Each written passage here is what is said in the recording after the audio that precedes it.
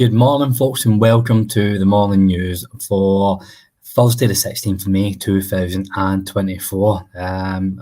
Always double take when I read out the date in these shows. Halfway through the year already. Mental. Sometimes it's scary, other times it's good because it means this season is going to be over soon enough. Obviously, Celtic won in the league last night. It was all but inevitable. So it's just really another bounce game on Saturday as we prepare for the cup final the week after. Also, we didn't get a chance to cover it yesterday. Clement's comments, probably the angriest we've seen him after a game. Now that the league's over and he knows he doesn't have to get a tune out of all of these players. I think his emotions are coming out. He's been a wee bit more blunt, which is fair enough. It's probably a lot of us wanted to see a bit more criticism from him, just so we knew that he's seeing the same things as us. And I'll no run through everything. It was quite a lengthy post-match, but he was saying, I was angry at half-time. I cannot keep being angry before they do parts of the game. If they want to play for a lesser team, they can do one moment good, one moment bad. But here, if they want to play for Rangers, they need to do both parts of the game all the time. He's right, and it's not the first time we've had this group of players. Even in the early days of Michael Whale and the early days of Gio, they would get in at half-time after a poor performance and the manager would have to spark them into life and they would be a bit better. It's not the first time we've seen this habit for this group of players, but Clement, he wasn't happy with that at all. He made a lot of interesting comments, particularly around the injuries and the youth. On the injuries, first of all, he keeps on saying that this is something that has to change in the summer, and they are going to address that in the recruitment. Basically, he was asked around Van is only getting 60 minutes. And he says that's another player coming out of an injury, another example of that, doing good things in the ball, but if he gets our principles and if he gets the contact, but he comes out of injury, so he needs to gain rhythm and take this lesson again. It was always the plan to take him out after 45 or 60 minutes, which then led to Robbie Fraser getting his debut. But it's not the first time he's saying that he has to manage players back for injury. Also the sports scientists as well, and that'll be a frustration for him too. Like Ridvan Yilmaz is a key player for Rangers, and that's what the third game he's back and he's still only getting 60 minutes. So it's not just the length of time the player's out for, it's getting them back up to speed and getting them back into the rhythm as well. So if a player's out for 3 months, you're talking time he is back fully match fit. It's 4 months where you're not getting the full use of that player. I know I'm preaching to the choir here saying this to you, but it's been a frustration all season. But it's good to see Clement calling this out continuously. And but the proof will be in the pudding. If we won't sign injury-prone players again in the summer, then I will have no sympathy for what results come our way. We've done it for too long. We've gambled for too long. And I know he's done a decent job this season. John Souttar was an injury-prone player, and then lo and behold, he was injured for most of the first season. Ryan Jack, he was an injury-prone player. He'd done a great time for us, but he struggled with injuries. Roofe, need to say anymore. Clement did go on and speak around the importance of getting players for the academy into the first team, but it's not as simple as just flinging them in straight away. He was talking about Robbie Fraser and Cole McKinnon, saying that this isn't just a knee-jerk reaction, basically, for them playing. They're there in merit, but he made a really good point around the B team players need to adjust to the first team's style of play and learn their tactics, because the game is so tactical right now, and there's a shape and there's a game plan for, well, maybe not with Rangers, there should be a game plan for every scenario. So you see seasoned pros struggle to come in and settle in in well-drilled teams, so it would be the same for a young player too. So it's not something that I've really considered, or a lot of fans either.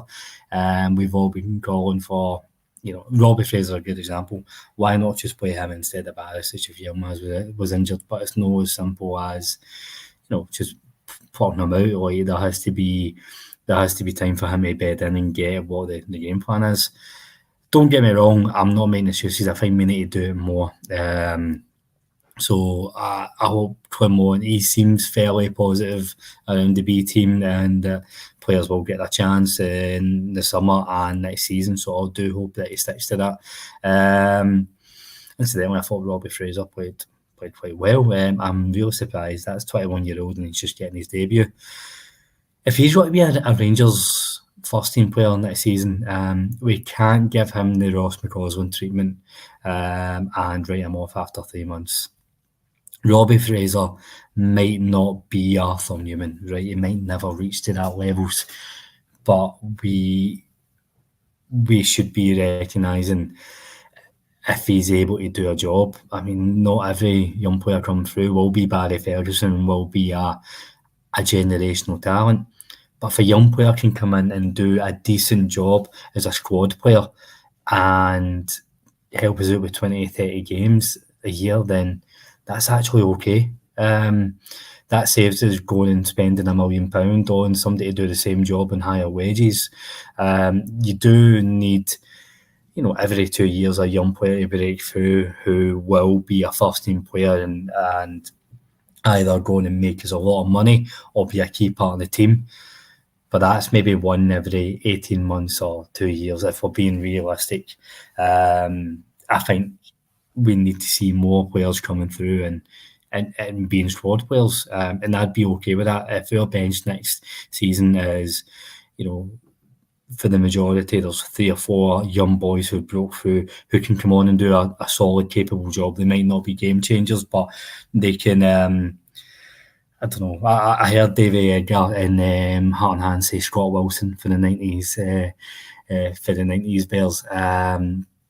He's a very good shout. He was never the greatest of players, but he didn't do too much wrong.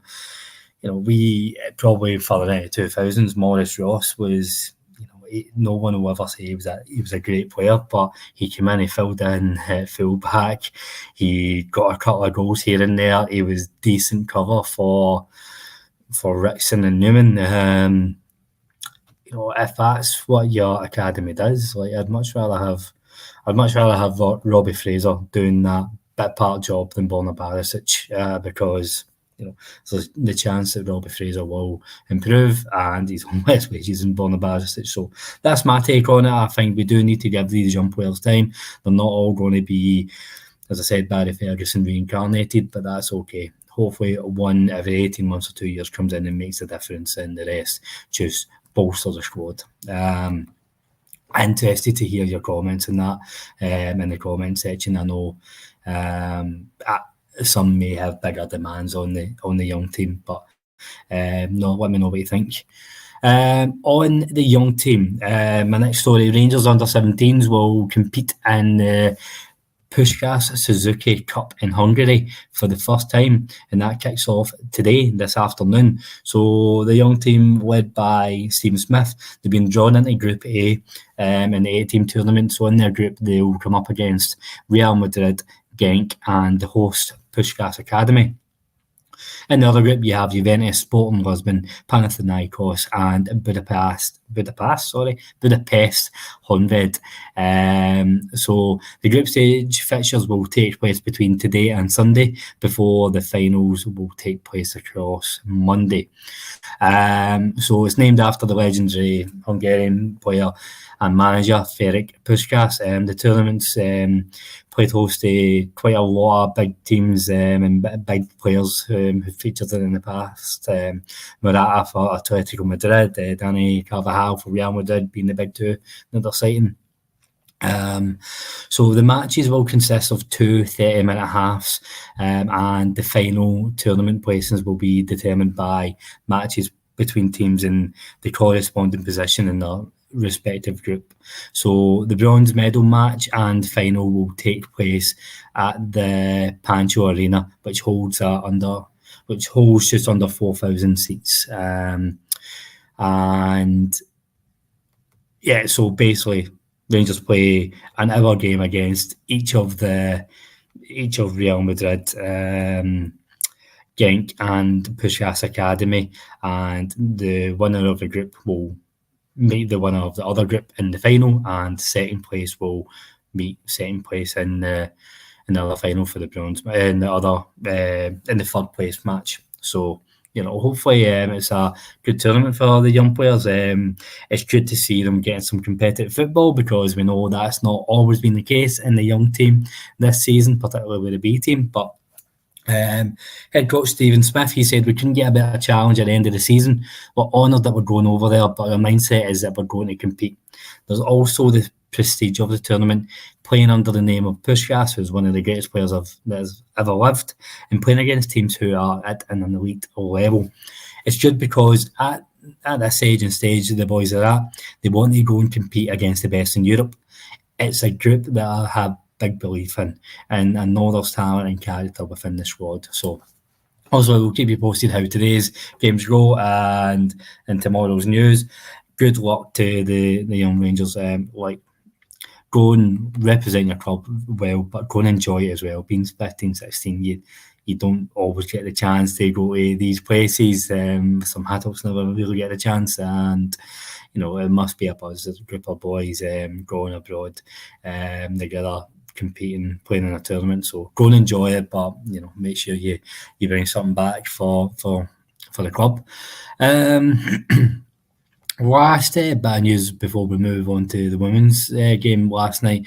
Last bit of news on the men's team. Sorry, Roofe. You may have seen his post on Instagram the last couple of days. After Tuesday night, he posted a photo of him walking around the pitch, clapping the fans, and said, "Aye, Brooks, it's been a pleasure. Thanks for having me." So it's all about confirming that he is off this summer. I don't think that shouldn't be a great surprise to anybody. He's out of contract. The more interesting Instagram photo was last night, when he posted a photo on a flight, which suggests that he won't feature for Rangers again this season, which is interesting because we do have a cup final in 9 days' time, and we do have 11 players out injured. And I know Roofe has not been the most reliable, but I'm surprised that he's been allowed to go wherever he's going. At the same time, if the manager knows that he's not going to make a difference for us, then he'd rather play, I don't know, Cole McKinnon or Josh Jennings or whatever, then fair play. The manager seems to have made his mind up pretty quickly on this one. So if it doesn't look as if he's going to feature for Rangers against Hearts on Saturday or against Celtic in the cup final. So on to the Rangers women. They beat Hibs 3-2 in Edinburgh last night. Kirsty Howitt getting her hat-trick by the 72nd minute, but then Hibs getting one back in the 76th minute, and then in the 91st minute to make it 3-2. It ended up on a nervy last 5 minutes, much more nervy than what it should have been, because Rangers dominated the game for the most part. But Jo Potter, she wasn't happy. She said, "I'm frustrated. Yes, it's 3 points, but I think it's hard for me to sum up without watching the game back. I don't want to speak emotionally. I just said to the players there, I think it's some of the best football I've seen us play in a long time. The amount of chances we created was a lot. I think we could have been 4 or 5 up at half-time. And I said to the players, you can't leave it such a close game when you've got a player like Baltram up front for Hibs that can score at a sniff. She only needs half a chance, and she's put it in the back of the net. It has been it's kind of been the difference.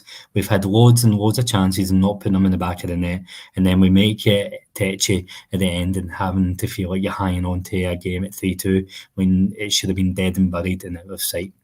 The 3 points is important, yes, but there is a bigger picture for me to look at being able to finish chances and shore up a game.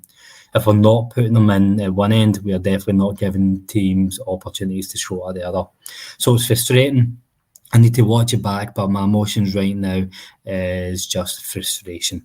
But we prepare, we go again, we dig the bones out of that one on Friday, and we prepare for Partick in one last little push. So that's been the story of the season. Joe Potter has really spoke about the finishing and not taking chances throughout the year. Celtic beat Hearts 3-1 in Edinburgh yesterday, so the teams remain level on points, but Celtic are 16 goals to the good, and that has been the difference. That Celtic have been more ruthless with their finishing, and they've killed teams off much more often than Rangers have. So Rangers finish their league campaign at home to Partick on Sunday, and Celtic host Hibs. So we're playing for snookers. We need Rangers to win against Partick on Sunday, and we need Hibs to do something against Celtic, because Partick have been a decent side this year. I don't see Rangers. It's not even Rangers need to beat Partick 16-0. They need to Hibs. Celtic are probably going to beat Hibs comfortably. So whatever deficit Celtic win by, Rangers need to win with 16 more.